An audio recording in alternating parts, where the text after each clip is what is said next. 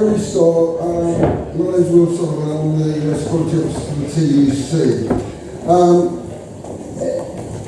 The last panel was a sort of scene-setting panel, and this panel we want to talk a little bit more about what we can be doing, both as trade unions and civil society in the UK, in a context where obviously the debate around movement of any kind is very hostile, where we have a government which,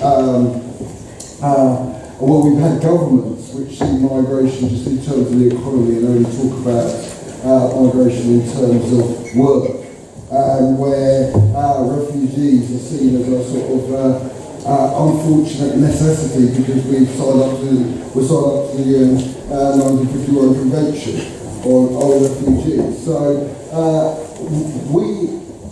we have a job of work to do because it's not just about what our government does in relation to refugees and migrants here, but how that kind of attitude impacts when they go into the international arena and start negotiating about these things. And as we saw with Syria, the British government was one of those governments that were, in the context of Europe, trying to ensure that no agreement could be made without bringing Syrian and other refugees from that particular crisis into Europe.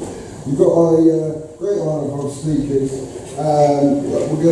I'll introduce them as they speak. We're going to start off with Zak Cochrane, who's anti-racist campaigner here from Stand Up to Racism.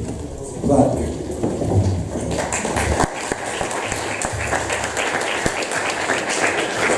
Look, thanks a lot for inviting me to speak. I'm absolutely delighted to be here. And perhaps I wanted to start with a question that came from the last session in terms of how we engage wider audiences, how we get people to connect with the questions of climate change. And I think, the first thing to say is, in some ways, the conference could not have been coming at a better time. We have a climate change denier in the White House, pushing through an absolute racist programme. We've seen Donald Trump's Muslim ban that has brought thousands of people out on the streets against it. The attempt to stop refugees fleeing the kind of things that this conference is talking about from coming into the US. So what we should be absolutely clear that the question of climate change is inextricably linked to questions of racism and refugees, but also that, I don't need to tell anyone here, the question of refugees has been one of the defining political questions, certainly in the last year, that's absolutely polarised opinion. On the one hand, the politics of Donald Trump that wants to build walls and shut out refugees, and millions of progressive people around the world that actually wants to see more done for refugees and wants to see them brought in and welcome. And we've seen the response of governments and media when they've done check. We saw, didn't we, in 2015, David Cameron referring to refugees as a swarm. At the time, I remember Nigel Farage talking about the army, suggesting the army be brought into Calais. We heard Katie Hopkins, the Sun columnist, referring as refugees as cockroaches. And just even to this day, in Hungary on the Serbian border, they're putting up of containers, shipping containers that they're trying to house refugees in. Very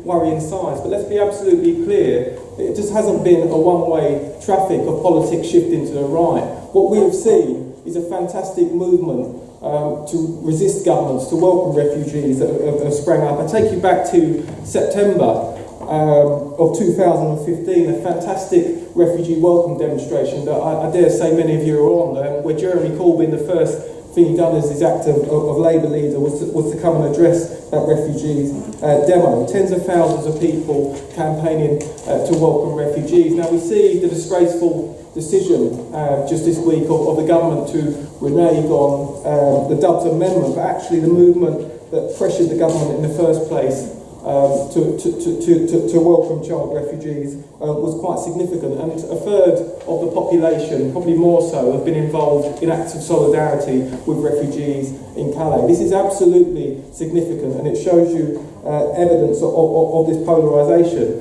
Why I think this is absolutely crucial, because as many speakers will touch on, where the connection comes from, the UN have estimated that 21.5 million people are being displaced by weather-related hazards every year.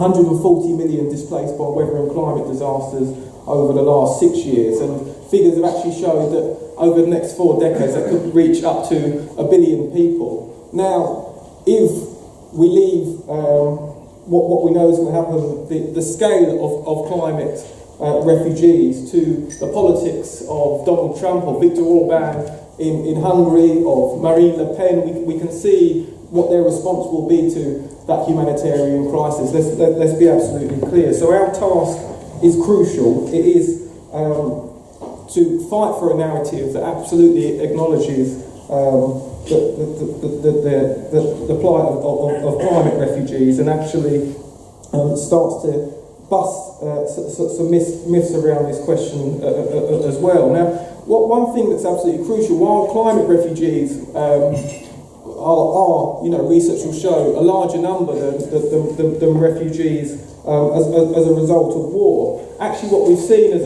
I've just mentioned, the actual solidarity with largely refugees from Syria as a result of war. Why has this happened? I'd argue 2 reasons. One, the history in this country. People draw the parallels of refugees fleeing the Nazi Germany in the 1930s, and there's certainly solidarity from there, but also the anti-war movement should not be looked at as insignificant as well. Actually, the legacy of the anti-war movement, the arguments that was made in the early 2000s, created, I think, not just a feeling of anti-war, but actually a level of solidarity. People made the connection of where the refugees of 2015 and 2016 are coming from now. They could see they could see the connect there. Now, it's absolutely right to take that on, because it's true. I agree with people who say about campaigning for legal status of climate refugees, but actually that can't just be where we stop. Actually, we have to look at both building a movement of solidarity with refugees, but also take up some of these racist arguments that are used. I'm sure others will touch on.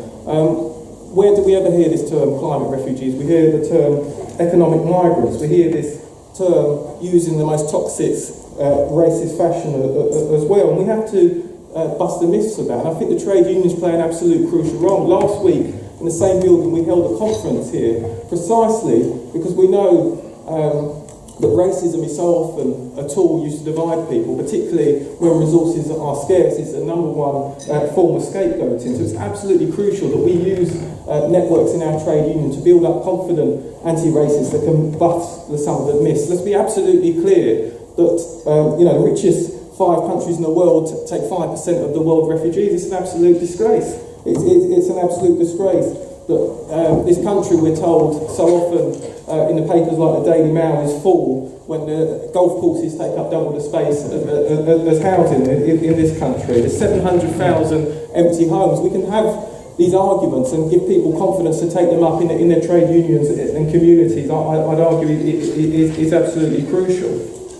Now part of fighting for climate refugees, a narrative that acknowledges climate refugees and can defend climate refugees, is taking up the question of racism.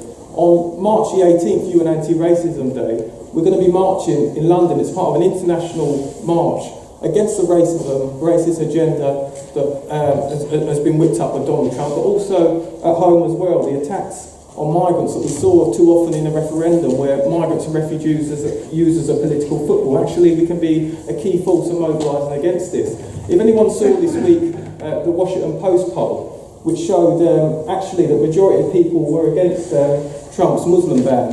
Why is that? Actually, that's because the movement from the street, an anti-racist movement that has sprung up in America and internationally, can actually shape the debates. This is exactly the same thing that happened in the civil rights movements in America. Actually, through people coming out and taking to the streets, through taking action in the workplace as well, it completely shifted the narrative. We have to do that around the questions of racism and refugees in this country. I'll end on this. I'm absolutely clear that by building a mass anti-racist movement in this country that takes on the questions of refugees, that takes on the questions of Islamophobia, that stands up to the bigotry of Donald Trump and the attempts to divide us by governments, actually we can fight for a more tolerant society that can push for more to be done for refugees as well. Please join us on the 18th of March. Thank you.